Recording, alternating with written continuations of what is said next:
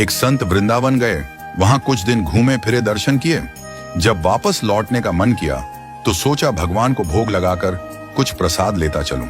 संत ने रामदाने के कुछ लड्डू खरीदे और मंदिर में जाकर प्रसाद चढ़ाया और आश्रम में आकर सो गए, क्योंकि संत को सुबह ट्रेन से निकलना था। सुबह वृंदावन से चली ट्रेन को मुगल सराय स्टेशन तक आने में शाम हो गई। संत ने सोचा अभी पटना तक जाने में 3-4 घंटे और लगेंगे, भूख भी लग रही है। मुगल सराय में ट्रेन आधे घंटे रुकती है, चलो हाथ पैर धोकर संध्या वंदन करके कुछ पा लिया जाए।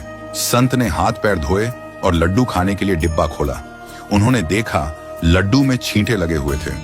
उन्होंने छींटों को हटाकर 1-2 लड्डू खा लिए। बाकी बचे लड्डू का प्रसाद बांट दूंगा ये सोचकर छोड़ दिए। पर कहते हैं ना, संत हृदय नवनीत समाना। बेचारे को लड्डू से अधिक उन छींटों की चिंता सताने लगी। सोचने लगे ये छींटे वृंदावन से इस मिठाई के डिब्बे में आए हैं। बेचारे इतनी दूर तक ट्रेन में मुगल सराय तक आ गए। कितने भाग्यशाली थे, इनका जन्म वृंदावन में हुआ था। अब इतनी दूर से पता नहीं कितने दिन या कितने जन्म लग जाएंगे इनको वापस पहुंचने में। पता नहीं ब्रज की धूल इनको फिर कभी मिल भी पाएगी या नहीं। मैंने कितना बड़ा पाप कर दिया, इनका वृंदावन छुड़वा दिया।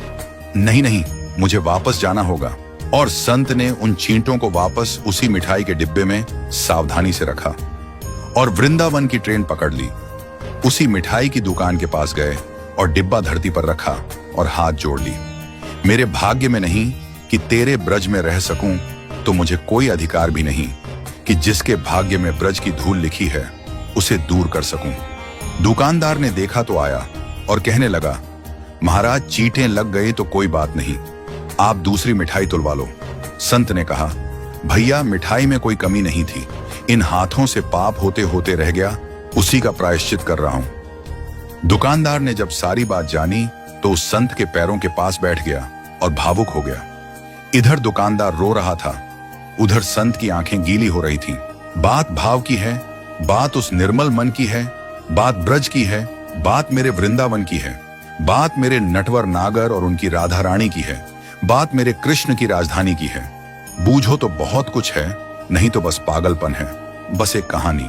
घर से जब भी बाहर जाए तो घर में विराजमान अपने प्रभु से जरूर मिलकर जाएं, और जब लौट कर आए तो उनसे जरूर मिले, क्योंकि उनको भी आपके घर लौटने का इंतजार रहता है। घर में यह नियम बनाइए कि जब भी आप घर से बाहर निकले तो घर में मंदिर के पास 2 घड़ी खड़े रहकर कहें, प्रभु चलिए आपको साथ में रहना है।